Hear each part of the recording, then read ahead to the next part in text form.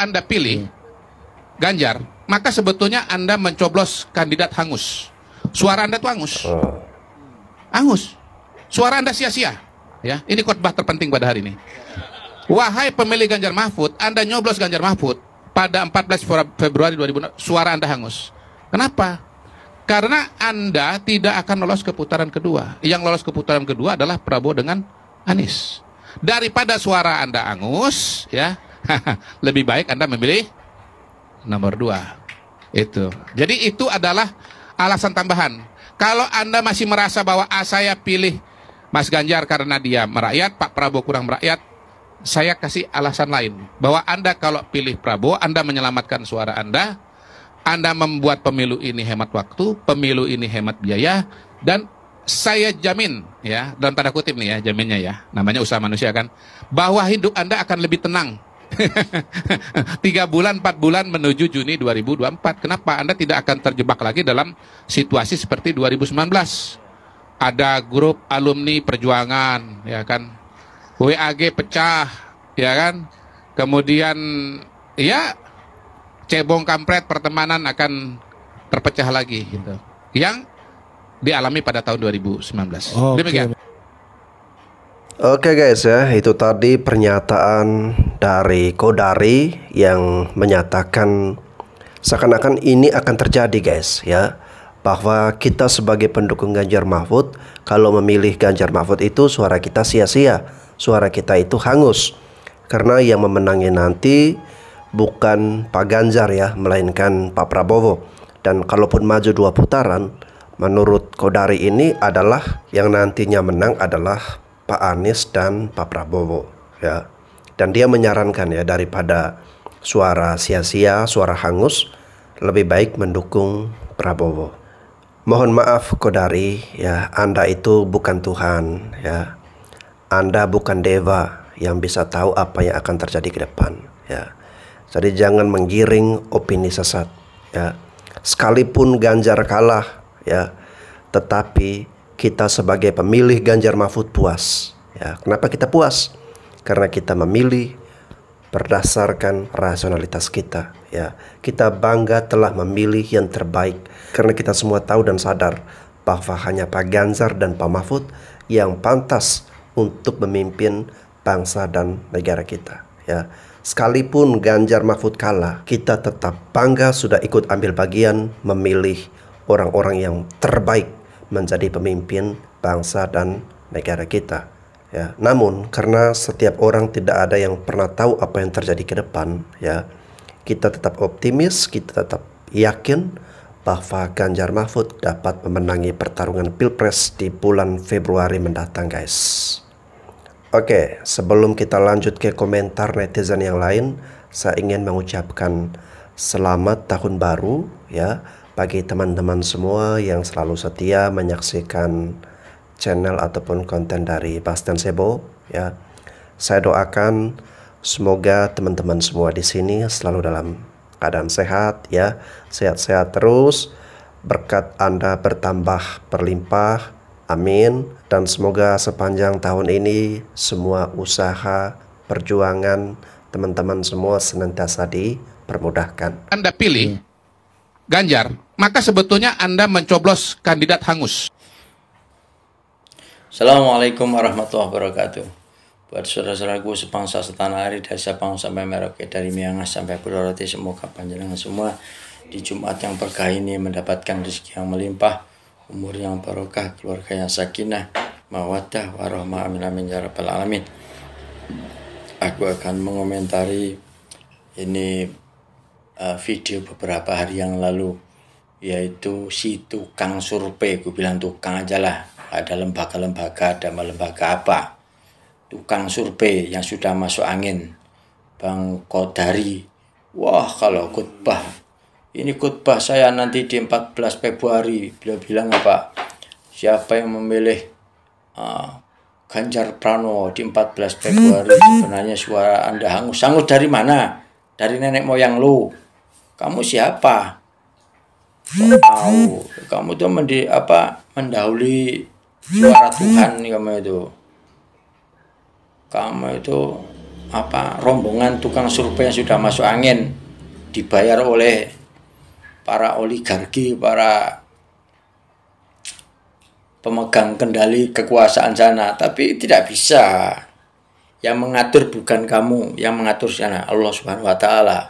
Menang tidaknya Ganjar itu bukan urusan kamu, urusan Allah Subhanahu wa taala. Kamu bukan siapa-siapa. Kamu cuma tukang lembaga survei yang sudah masuk angin, kebanyakan makan duit dari pemerintah ya. Ingat ya, aku akan militan, kita buktikan tanggal 14 Februari nanti. Apakah Prabowo yang tidak lolos babak kedua atau Pak Ganjar Pranowo yang akan melaju menjadi Presiden Republik Indonesia ke-8. Kamu akan gigit jari nanti ya. Salam waras, salam NKRI Gamati. Aku akan tetap militan mendukung Pak Ganjar Pranowo dan Pak Mahfud MD demi demokrasi supaya tetap terjaga di Indonesia. Salam waras, salam NKRI Gamati. Assalamualaikum warahmatullahi wabarakatuh. Senggol dong, Dika. Anda pilih Ganjar, maka sebetulnya Anda mencoblos kandidat hangus.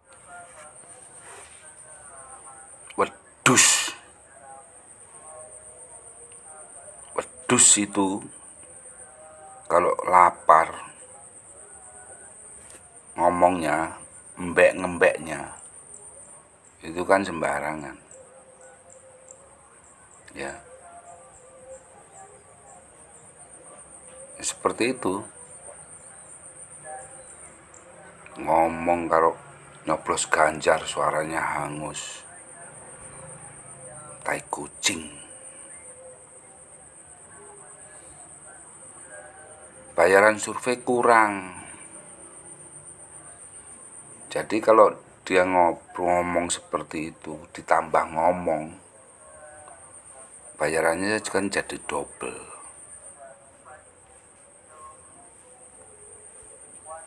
Tapi siapa sih yang sudi ngomong atau mendengarkan wedus mbek? Nggak ada, gitu. Dia pikir orang-orangnya Ganjar, militan-militan Spartan Ganjar itu diam, nggak berusaha, nggak berjuang untuk bisa menang. Suaranya hangus. Yang ngomong itu wedus. Ini Alif ini kan Bang, mohon maaf, saya nggak tahu ya, di backgroundnya ini apa. Cukup. Kalau menurut saya, Bung Kodori yang baper, saya pikir tidak usah mengurusin Ganjar Pranowo Mahfud. Ya, urusin saja dukungan Anda. Ganjar Mahfud MD biar urusan kami, para kader partai PDI Perjuangan dan para simpatisan PDI Perjuangan dan para relawan PDI Perjuangan. Anda tidak usah repot-repot mengomentari tentang Ganjar Mahfud. Toh Anda tidak akan memilih. Jadi saya pikir gak usah berkomentar tentang Ganjar Mahfud, gak usah, biarkan PDI Perjuangan. Oke, jadi mohon didengar ya Bang Kodari ya, nggak usah sibuk Anda membuatkan ramalan-ramalan seperti itu ya. Sebaiknya Anda buat saja ramalan untuk capres pilihan Anda ya.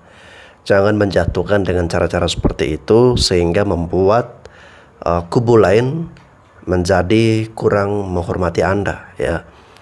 Sekarang dengan menyatakan seperti itu ya, kredibilitas Anda sebagai seorang pemilik lembaga survei ya, sekarang nampaknya meragukan ya.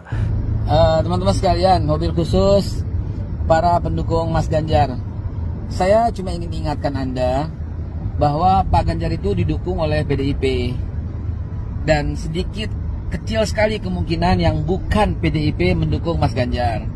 Jadi saya cuma mau sampaikan, nanti suara Mas Ganjar itu kurang lebih sekitar suara PDIP sekarang, hanya sekitar 22%.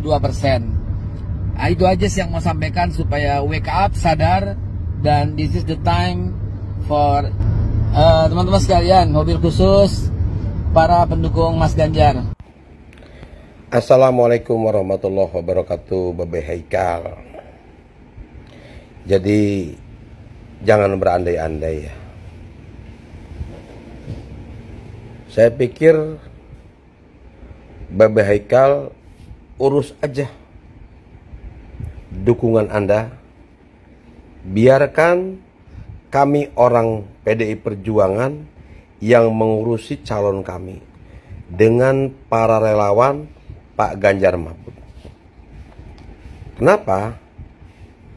Kami tidak akan pernah menggubris apa yang disampaikan oleh orang-orang bukan pendukungnya Pak Ganjar dan Pak Mahfud. Ya, kami orang PDI Perjuangan lebih paham, lebih mengerti, lebih yakin. Kalau Babe Haikal kan hanya meneropong, melihat. Tapi kami ini turun ke bawah, turun ke masyarakat. Jadi yang tahu tentang PDI Perjuangan, simpatisan PDI Perjuangan, masyarakat, kami yang tahu. Karena kami yang turun ke masyarakat yang setiap hari ketuk pintu, melakukan sosialisasi, konsolidasi kemenangan PDI Perjuangan, ya kemenangan Pak Ganjar dan Pak Mahfud. Jadi saya pikir sudahlah, Babe Haikal urus aja calonnya, nggak usah mengomentari tentang PDI Perjuangan. Biarkan kami yang ngurus orang-orang PDI Perjuangan. Karena kami punya tanggung jawab besar, punya tanggung jawab moral. Sesuai instruksi Ibu Ketua Umum kami, bahwa kami harus memenangkan PDI Perjuangan dan memenangkan Ganjar Mahfud.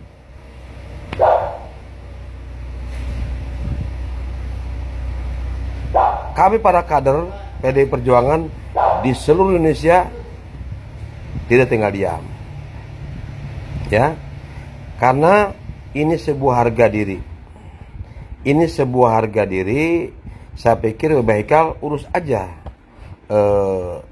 calonnya, tidak usah mengomentari apa yang menjadikan tanggung jawab kami selaku kader PDI Perjuangan. Wassalamualaikum.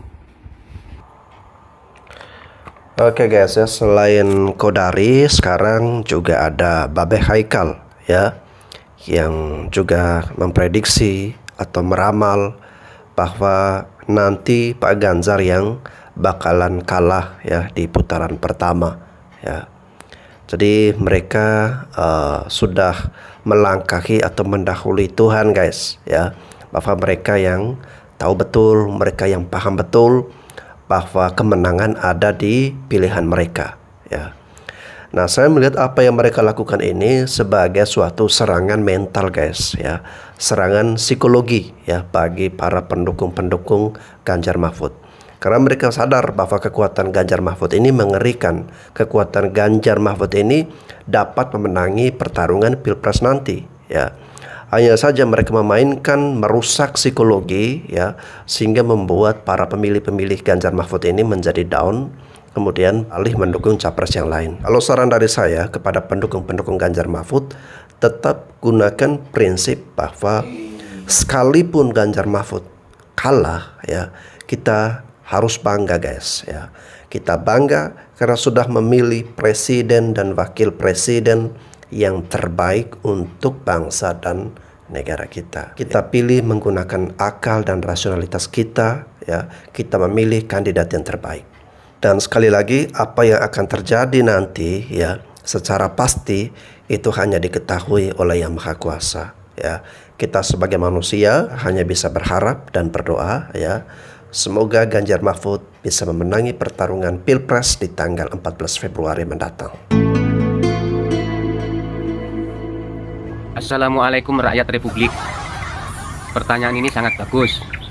Sudah tahu culas dan curang, mengapa tetap ada yang mendukung? Baiklah, di sini saya akan menjawab. Pertama, stupid supporters. Pendukung yang dungu. Pendukung dungu maksudnya adalah pendukung yang tidak mau mempelajari, tidak mau tahu tentang siapa yang mereka dukung. Yang kedua, funding public opinion unlimited, yaitu besarnya dana, bahkan unlimitednya dana untuk menggiring opini publik. Dana yang sangat besar ini untuk apa, saudaraku? Yang pertama, untuk membayar survei abal-abal. Yang kedua, untuk menyumpal mulut para aktivis yang mereka anggap vokal agar terdiam, tidak berisik. Yang ketiga, yang tidak kalah besar dananya adalah untuk membayar para buzzer dan para juru bicara penjilat. Maka tidak heran kalau ada buzzer maupun jubir baru, mereka semangatnya sangat menggelora. Kalau bicara nadanya sangat tinggi dan mulutnya berbuih-buih seperti sabun cuci piring. Untuk apa? Untuk menggiring opini publik, memutarbalikkan fakta, mengopinikan hal yang buruk dan busuk menjadi sesuatu yang wajar, bahkan baik. Yang ketiga, mengapa mereka tetap didukung? Sebabnya adalah people are helpless. Maksudnya rakyat tidak berdaya. Kemiskinan dan tuntutan kebutuhan rakyat membuat mereka tidak tahan untuk menolak uang sogok. Sebab yang keempat adalah intense pressure and intimidation, yaitu tekanan dan intimidasi. Biasanya paslon yang memiliki kekuasaan, mereka akan menggunakan kekuasaannya itu untuk mengintimidasi maupun mengancam bagi siapapun yang bisa mereka ancam. Biasanya ancaman tersebut berupa downgrade dari pekerjaan, dipindahkan ataupun dicopot tanpa alasan. Sebab yang kelima, because he was given a promise, karena diberikan janji-janji. Kira-kira apa yang dijanjikan tersebut? Ya, misalnya diberikan jabatan baru, dinaikkan pangkatnya, atau dibebaskan dari kasus-kasus hukum yang menjeratnya. Demikian saudaraku, mudah-mudahan yang kita sampaikan ada manfaatnya. Salam perubahan. Assalamualaikum warahmatullahi wabarakatuh. Selamat pagi, saudaraku. Mari kita lihat beberapa masyarakat mengapa mereka memilih Ganjar Pranowo menjadi Presiden Republik Indonesia. Mari kita lihat. Kenapa pilih Ganjar, Pak? Alasan memilih Pak Ganjar karena Pak Ganjar orangnya jujur, amanah, bersih, dan merakyat. Wah, bagus.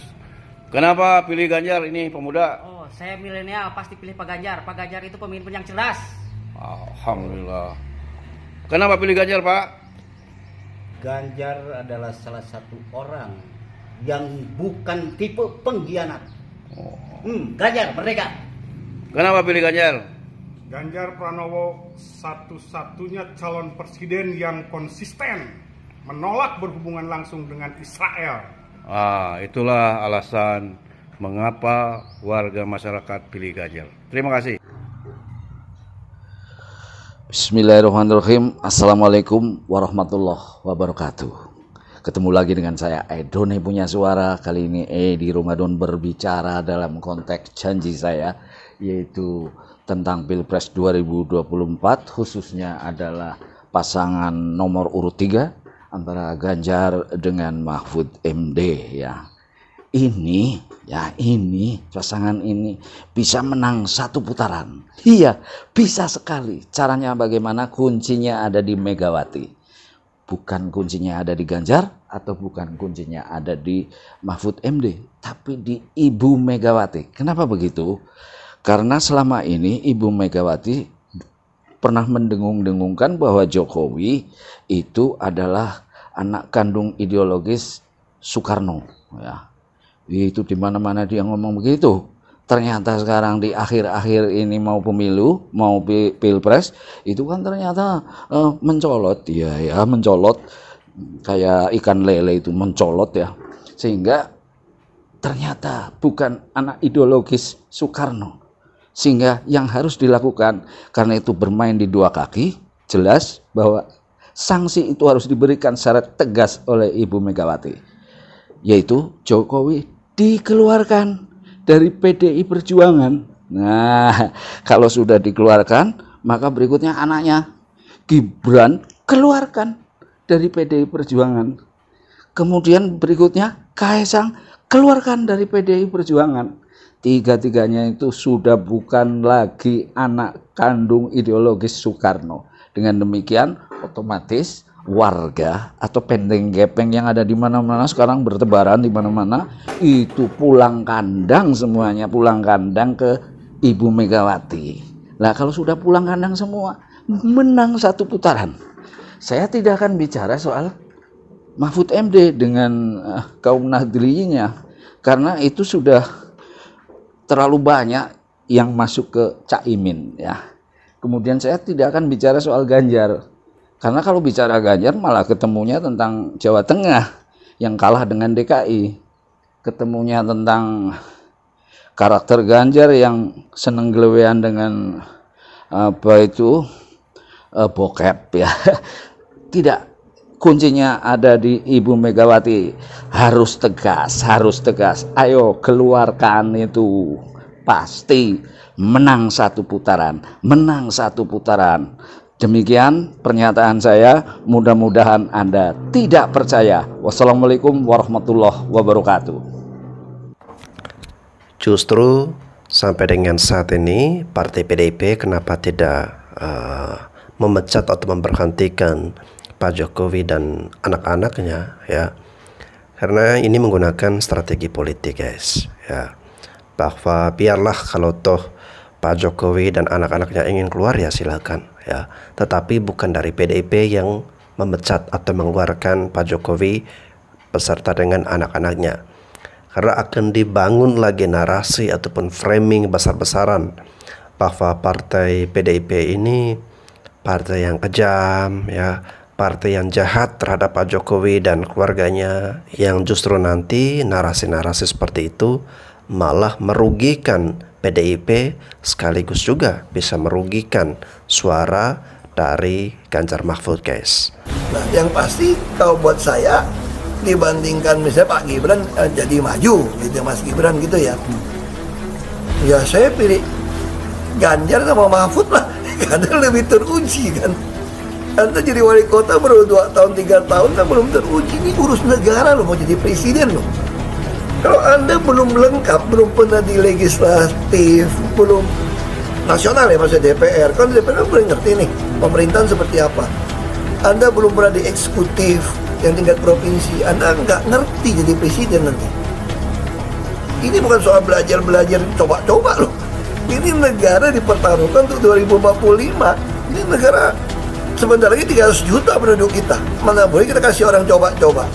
Saya tidak meremehkan anak muda ya. Anak muda bisa lebih kreatif gitu ya. Tapi bicara tata negara harus mengerti konstitusi. Saya tidak mau anak cucu saya harus nunggu sekian tahun lagi, nunggu lagi mundur. Males sudah. Jadi kita nggak usah coba-coba deh.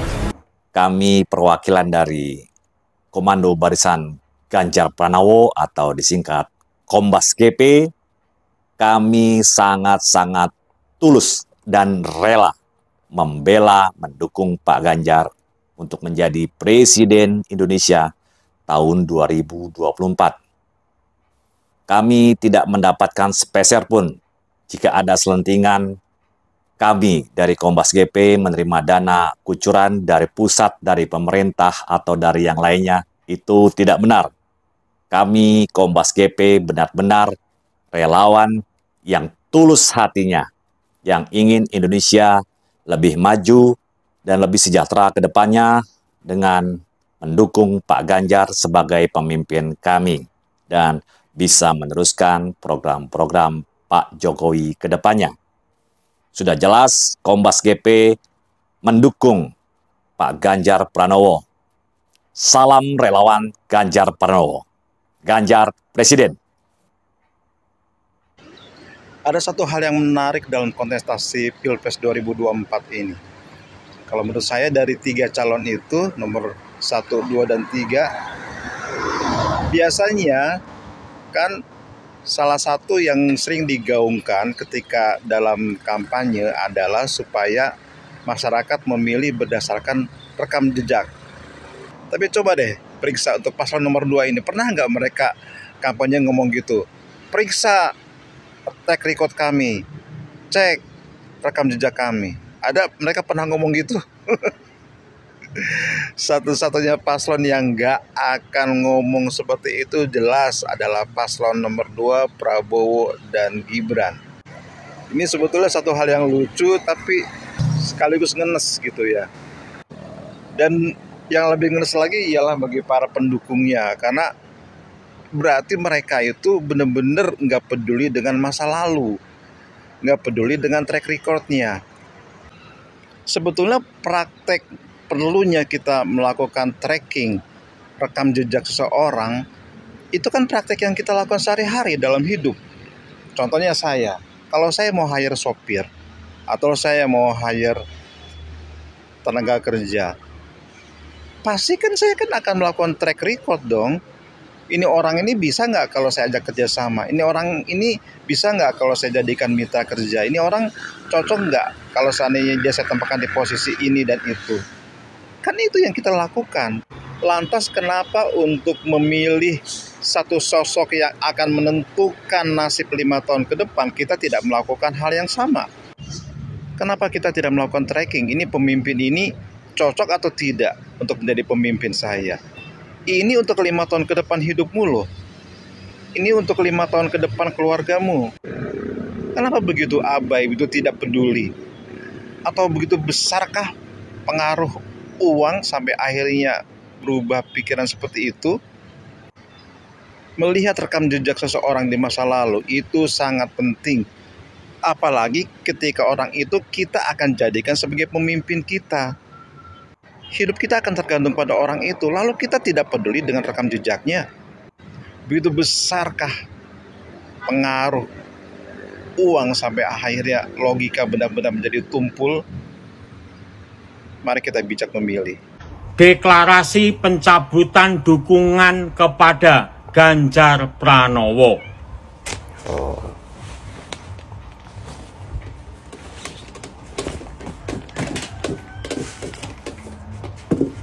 Saya Pak Ndul, ahlinya ahli, intinya inti, core of the core, dengan berat hati setelah menimbang bahwa mengurus negara itu sangat berat, sehingga ini berat untuk dilaksanakan oleh Pak Ganjar Pranowo.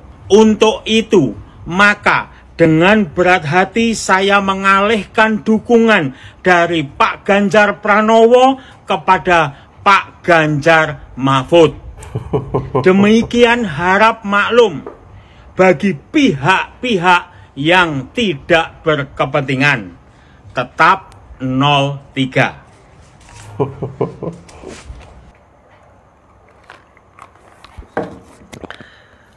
Oke guys ya, itu tadi pendapat-pendapat dari netizen guys ya.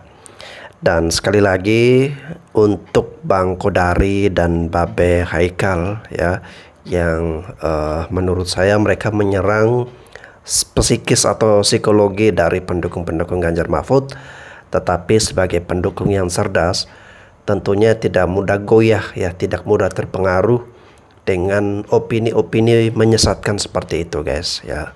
Sekalipun Ganjar Mahfud kalah, kita merasa bahwa suara kita bukan sia-sia, suara kita bukan suara yang hangus ya, tetapi kita sudah berjuang dan berusaha untuk memilih calon presiden dan juga calon wakil presiden yang tepat, yang sesuai ya, sesuai dengan kapasitasnya, pengalamannya, track record, integritas dan kapabilitas yang dimiliki oleh Ganjar Mahfud ini.